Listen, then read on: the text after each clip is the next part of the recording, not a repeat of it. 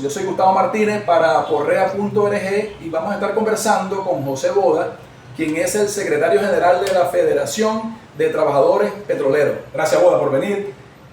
Empecemos hablando de algo que está generando tanto debate. Danos, por favor, un marco general desde tu mirada. ¿Qué es eso de la reforma de la ley de hidrocarburos?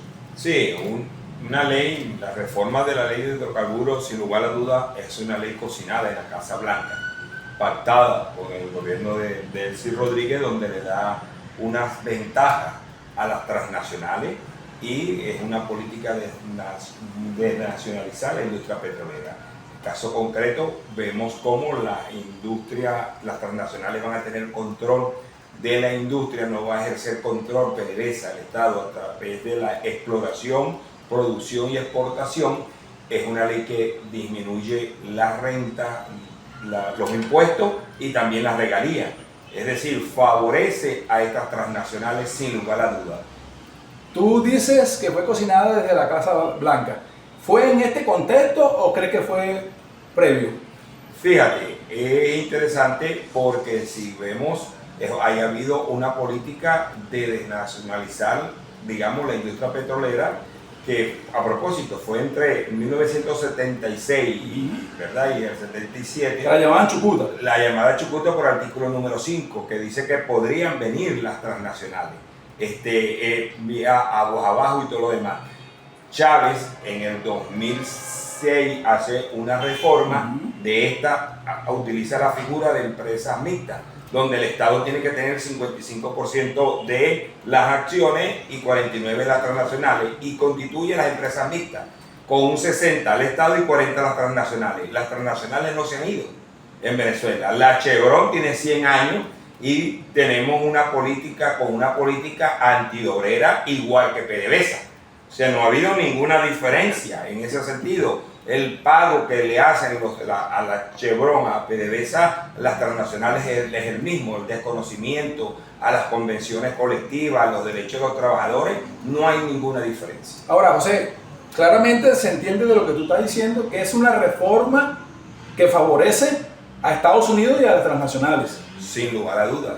Y lleva a la situación de la industria petrolera antes del 45, con la famosa ley 50-50 de Medina Angarita, en el sentido de que las transnacionales van a poder tener control, aun siendo minoría, que de venir y hacer empresas mixtas, no están obligadas a hacer empresas mixtas. Pero si son empresas mixtas, aunque sean socios minoritarios, van a tener plena autonomía de operaciones y de vender ese mercado. A propósito, al no tener el control de esto, todos sabemos que el mercado Venezuela es un país miembro de la OPEC, y la OPEC es el sindicato de los países exportadores de petróleo, y simplemente no va a haber control de la producción. En consecuencia, los precios del petróleo van a estar siempre tendiendo a la baja. Y Venezuela, como país petrolero, y todos los países petroleros, la mercancía que es el petróleo se busca siempre que tenga mejor precio como cualquier otra mercancía.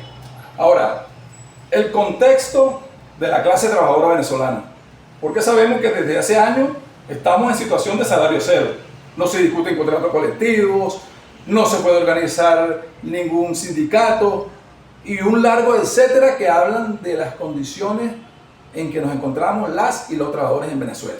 Con esta ley, ¿cómo queda esa situación? ¿Hay posibilidad de mejora? ¿No hay posibilidad de mejora? ¿Vamos todavía en condiciones peores? ¿Qué nos puedes decir? Sí, fíjate, la ley no habla nada hacia los trabajadores, ninguna ventaja. Y los trabajadores petroleros, más de 4 años con la convención colectiva vencida. En este tiempo que la convención colectiva petrolera tiene una vigencia de 2 años, se hubiesen discutido 4 convenciones colectivas, por un lado. Segundo, la situación de los jubilados y sobrevivientes de la industria petrolera es una vergüenza. Nosotros exigimos que se escuche a los jubilados y los sobrevivientes de un fondo de ahorro que le han robado a la clase trabajadora, que los dueños son esos jubilados, y no es como ahora PDVSA cambió los estatutos que dicen que ese fondo es de PDVSA.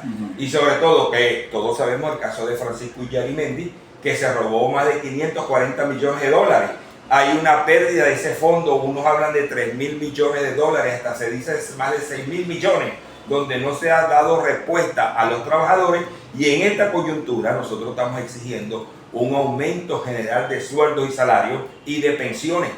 No solo porque la Constitución es muy clara, referente al artículo 91 de la misma, que se tiene que tomar como referencia la canasta básica. Efectivamente, Gustavo, el salario no existe, son unos bonos que son insuficientes.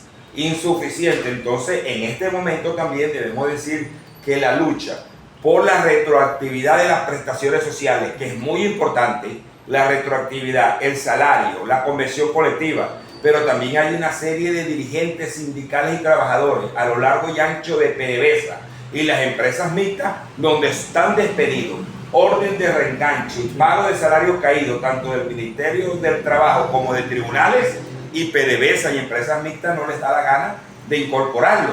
Esto es una situación muy grave. También tenemos el caso de los trabajadores presos. Nosotros nos hemos pronunciado en Puerto La Cruz, nada más de 130 trabajadores detenidos.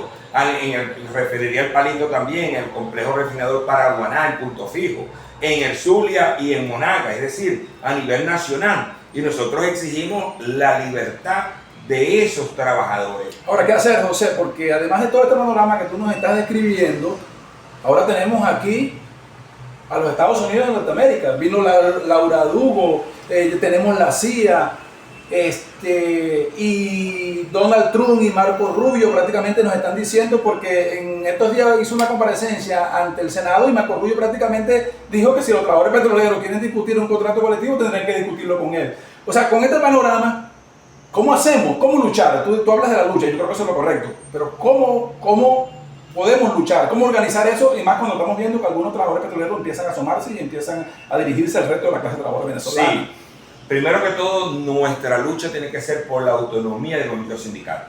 El movimiento sindical tiene que ser autónomo del gobierno, gobierne quien gobierne, de los patronos públicos y privados, de los patronos y sus partidos, y debe de reinar la democracia en el seno de la clase trabajadora. Yo debo de denunciar públicamente en Venezuela, de verdad, no se respeta la libertad sindical. No es posible que en la administración pública y privada nada más los militantes del PSUV sean los que reconozca PDVSA. En la industria petrolera hay diversidad de corrientes sindicales y todas fueron electos en la FUTEP por los trabajadores. Entonces nosotros exigimos que los reclamos se le permita al conjunto de los trabajadores hacer reclamos, que se deje de criminalizar la actividad sindical.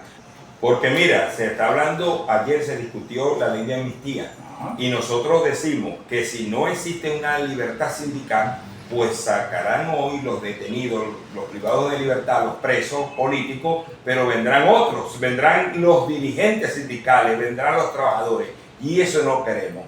También debo decirte, Gustavo, que hay mucha expectativa en Venezuela, sí, por la venida de las transnacionales. Sí. Yo debo decirte que no es que van a venir, las transnacionales están acá, no se han ido.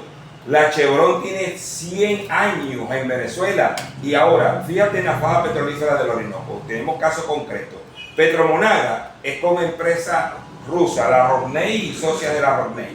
Bueno, tienen 7 meses que no le pagan un bono a los trabajadores, ¿verdad?, de producción de $500.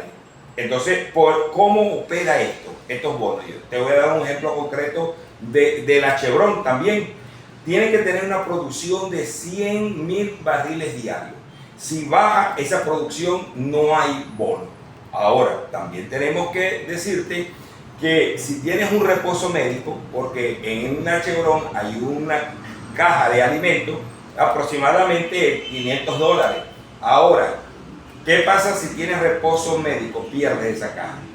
Y también hay un bono de producción, el cual, si ya te dije que si tiene la empresa menos de 100.000 barriles diarios mejorados en la faja, simplemente se pierde. Pero si hay un incidente, esto es muy grave, un trabajador de la contratista o un trabajador que haya un incidente laboral, pues todos pierden ese bono. Entonces es una situación donde el trabajador no es culpable. La Ley Orgánica de Condiciones y Medio Ambiente del Trabajo Y la ley del trabajo y la convención colectiva dice que los patronos son los responsables de colocar las condiciones ergonómicas y de seguridad en los puestos de trabajo. En este caso se ve que son los trabajadores los responsables y se pena a los trabajadores en el sentido de que si hay un incidente, en vez de buscar el origen de por qué, para que no ocurra, pues simplemente al trabajador, ¿verdad?, se le discrimina, se le elimina sus derechos. También vemos una situación ahora en la industria petrolera, donde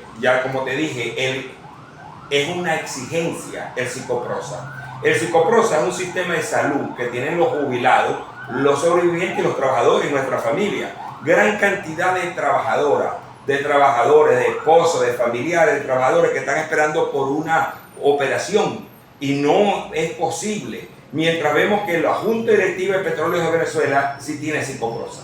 Los gerentes de primera línea de la industria petrolera tienen psicoprosa. Ahora, eso es una inmoralidad porque a todos los trabajadores nos descuenta este sistema de salud. Entonces nosotros decimos que ¿cómo es esto? Entonces, en ese sentido, nosotros creemos que la lucha, la movilización, hemos visto cómo en Puerto La Cruz, en el sindicato de Puerto La Cruz, compañeros de las empresas mixtas, por eso, tanto de Petrocedeño, de Petropiar, del Sinovenza, como de los Boyes de Guaraguao, de Refinería Puerto La Cruz, de Petro Roraima, de PDVSA Gas, están organizando y han exigido esto de contratos colectivos, psicoprosa, jubilados, muchos jubilados. Esto vimos ayer un hecho muy importante en la costa oriental del lago, en Cabima, en los muelles, en las morochas. Es decir, la clase trabajadora petrolera se está movilizando y también hemos visto como también el sector de educación, sí, en la universidad, también hemos visto tanto en Aragua como en la Universidad Central de Venezuela, bueno, las dos son la Universidad Central de Venezuela y otras universidades. Esto es muy importante. Nosotros le hacemos un llamado a las trabajadoras, a los trabajadores petroleros y de Venezuela, que solo la lucha cambia la vida, que tenemos que movilizarnos por salario y de inmediato igual a canasta básica, para que se discutan las convenciones colectivas, por salud, por los jubilados y sobre todo para que cese en Venezuela la represión contra los dirigentes sindicales y se deja de criminalizar la actividad sindical.